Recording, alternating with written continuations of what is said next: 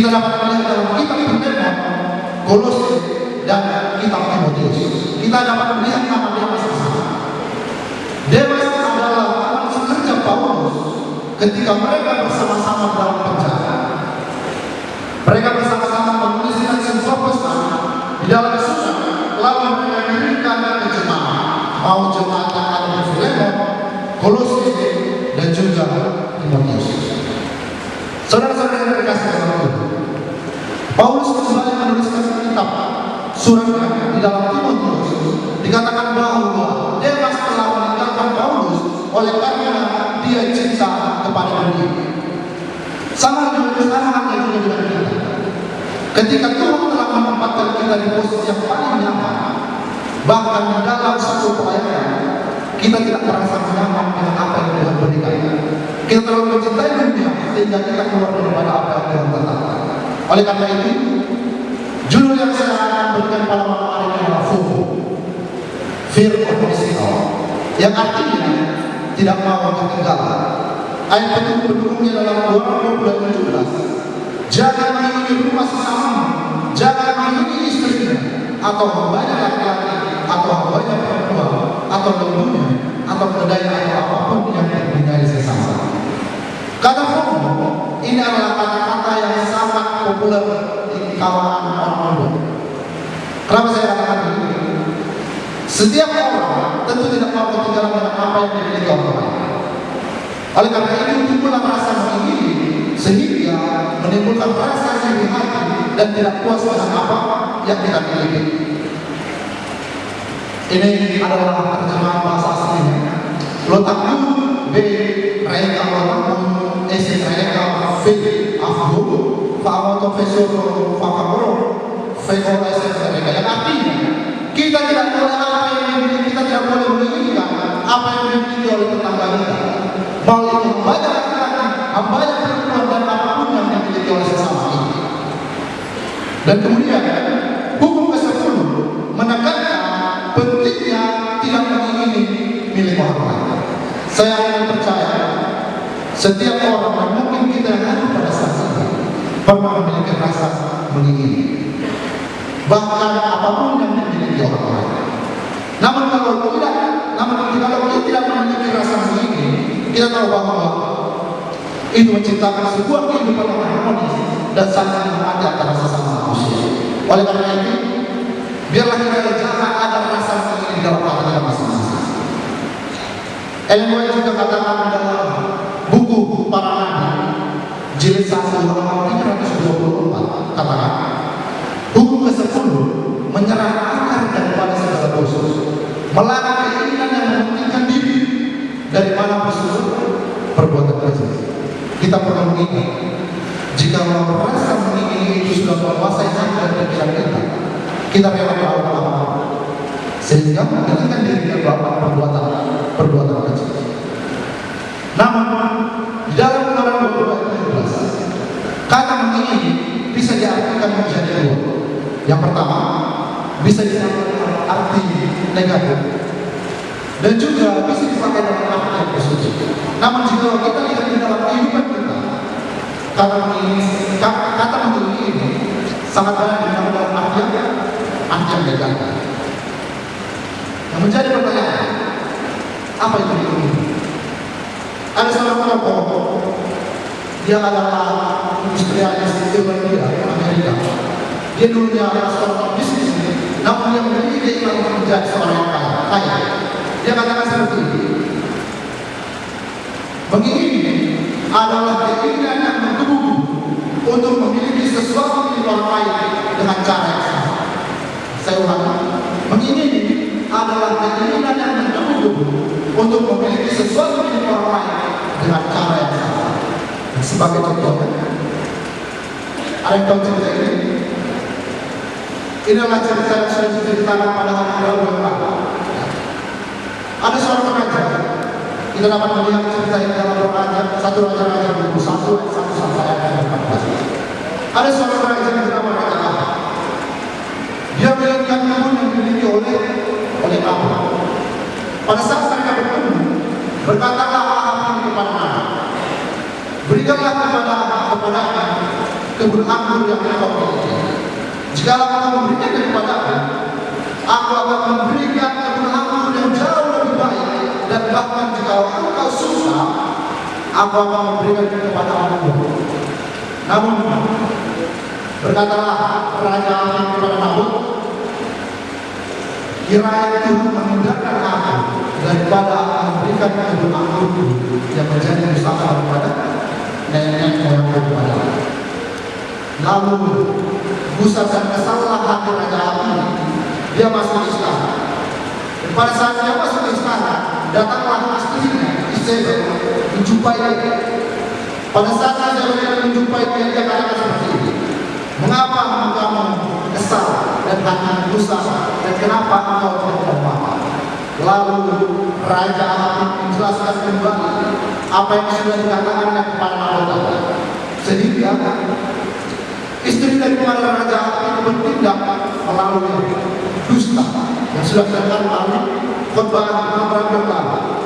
Dia menuliskan dalam surat itu, mampukanlah puasa dan kumpulkanlah orang-orang yang ada di kota Israel, katanya. Jadi di dalam surat itu katakan, mampukanlah juga 2 orang bersila, dan lalu katakanlah bahwa Nabot telah menghujat raja dan menghujat Allah. Lalu bawalah dia keluar dan lemparlah dia kembali. Lalu surat ini dikirim kepada tua-tua dan imam-imam yang berada di kota Nabot. Setelah mereka melihat surat ini, mereka melaksanakan apa yang menjadi perintah Israel. Mereka melakukan apa yang terdapat dalam tulisan ini. Ya, mereka mengumpulkan orang-orang dan menentukan 2 orang bersila, dan lalu mengatakan bahwa Nabot telah menghujat raja dan menghujat Allah. Setelah mereka mendengar itu, dibawalah Nabot keluar, lalu dilemparilah Nabot itu dengan batu sampai ke dalam.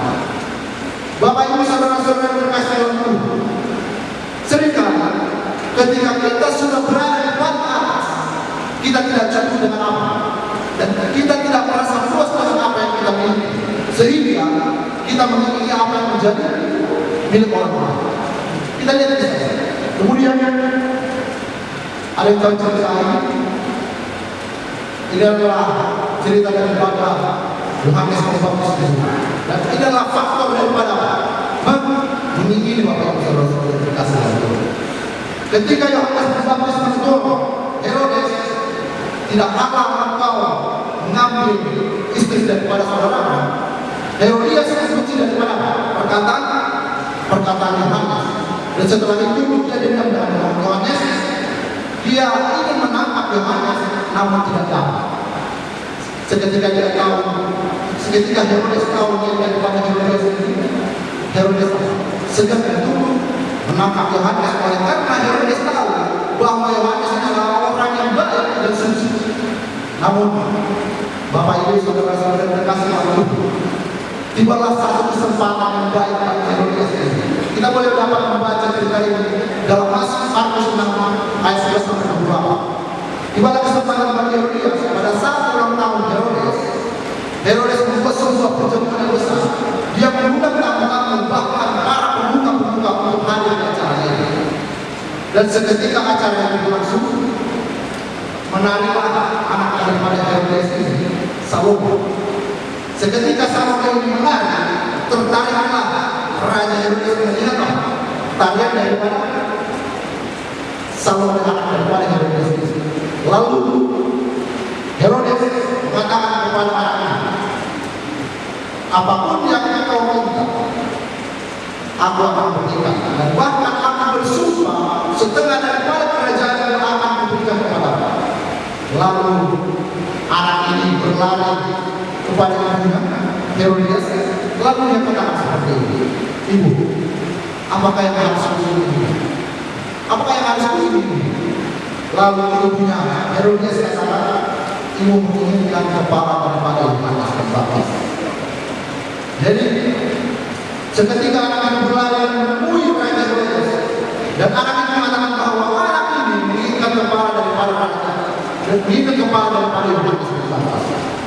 Seketika raja mendengar perkataan daripada anak ini, kecewalah raja dan bahkan sedih. Namun seketika itu juga dia mengingat akan sumpah yang diberikan kepada anak ini. Di tidak segan-segan dia memerintahkan pengawalnya, bahkan orang-orangnya, untuk pergi ke penjara dan mengungkap kepala Yohanes dan memberikan kepalanya ke atas tanah. Bapak Ibu saudara-saudara yang berkasih Tuhan, seringkali ketika rasa ini ditimbul dan diketahui oleh teman-teman kita, bahkan keluarga kita, dan seketika keluarga kita mengingatkan kita, kita tidak mau menerima perkataan daripada orang-orang yang ada di sekitar kita, sehingga kita harus melakukan hal yang salah dan kita jatuh ke dalam dosa. Ada yang kayak ini? Ada yang kayak ini? Ini adalah salah satu handphone populer bagi anak muda. Bisa kita jadikan ini? Bisa. Tergantung caranya mendapatkannya bagaimana. Apakah dengan hal yang seperti ini? Di tahun 2022, secara khusus di Sumatera kawasan selatan, ada seorang anak yang durhaka gara-gara handphone tega anak-anak muda yang dikantung. Bayangkan, saudara-saudara yang dikasih Tuhan, oleh karena keinginan semata, dia rela untuk menganiaya dan bahkan meludahi orang tua. Ada yang ini laki-laki? Saya akan percaya sebagai di antara kalian pasti menginginkan. Namun dengan cara apa yang mereka dapatkan? Apakah dengan hal yang seperti ini? Baru-baru di tahun 2024 ini, secara khusus di tanggal 28 April di hari ini, ada seorang anak dari Aceh Tenggara. Dia kesalahan memberikan motor elektronik sampai ada yang menggunakan kebenaran. Di mana latar perasaan manusia kita hanya demi keinginan kita, hanya demi rasa menginginkan sesuatu, kita rela melakukan apapun, bahkan kita menganiaya bukan kita sendiri. Bapak Ibu saudara-saudara terkasih Tuhan, jikalau rasa menginginkan itu, kita harus bersabar. Kenapa? Jikalau rasa menginginkan itu adalah suatu senjata yang boleh kita lakukan sehingga kita rela mencuri, membunuh, berzina, bahkan mengucapkan saksi dusta hanya untuk mendapatkan apa yang kita ingin tanpa melihat risiko dan risiko saja. Kemudian penting untuk diingat bahwa hukum ke-10 bukan hanya tentang perbuatan yang dilakukan, tetapi juga tentang pikiran dan niat yang berkesan. Jika kita sudah memiliki niat dan pikiran untuk mengingini, itu sudah disebut mengingini sesuatu. Ketua pengusaha di Amerika dan bahkan dia adalah CIO IBM, dia katakan seperti ini: tidak ada obat yang lebih baik untuk melawan rasa ini milik orang lain selain rasa puas terhadap diri sendiri. Jikalau kita tidak ingin memiliki apa yang dimiliki orang lain, coba untuk apa? Mensyukuri apa yang kita miliki, Bapak Ibu saudara-saudara yang berkasih Tuhan. Dan kemudian Jeremiah Brock, yang adalah seorang komunikasionalis Inggris, dan dia adalah tokoh Puritan yang paling terkenal. Dia katakan seperti ini: seseorang yang telah mempelajari seni merasa puas dengan segala kondisi rendah yang dialami dunia, namun dia tidak bisa puas dengan kenikmatan seluruh dunia. Namun kepuasan tidak datang dengan cara seperti ini. Saya katakan, kepuasan tidak datang dengan menambah apa yang Anda inginkan, tetapi dengan mengurangi keinginan. Jikalau kita ingin disebut orang yang merasa puas dengan apa yang kita miliki, atau jikalau kita ingin disebut orang yang tidak mengingini, maka kurangilah apa yang menjadi keinginan kita. Baik, melalui firman Tuhan pada malam hari ini, melalui kisah Yesus, itu sekali terjadi dalam kehidupan. Ketika Tuhan menempatkan kita di posisi yang paling nyaman, kita tidak terima atau bahkan tidak nyaman apa yang diberikan Tuhan kepada kita, sehingga kita mencintai dunia. Dan melalui kerajaan, seringkali ketika kita diberikan sesuatu kekuasaan, bahkan di tempat yang paling tinggi, kita tidak merasa puas dengan apa yang kita miliki, sehingga timbullah rasa ini dan menimbulkan risiko bahkan dosa bagi Allah. Dan melalui cerita Herodias, bagaimana keinginan yang merusak dan bahkan membuat masalah. Kalau kita melihat daripada ini pada tulis tadi, dia menginginkan sesuatu hal yang tidak masuk akal, bahkan adalah dosa yang paling besar dalam perjalanan. Dan jika kita tidak berhati-hati, keinginan itu dapat menguasai kita dan menutup kita ke jalan. Namun, keinginan juga dapat menjadi faktor yang kuat untuk mencapai hal lain. Kuncinya hanya satu, belajarlah untuk mengolah keinginan kita dengan cara yang sehat. Semoga Tuhan memberkati.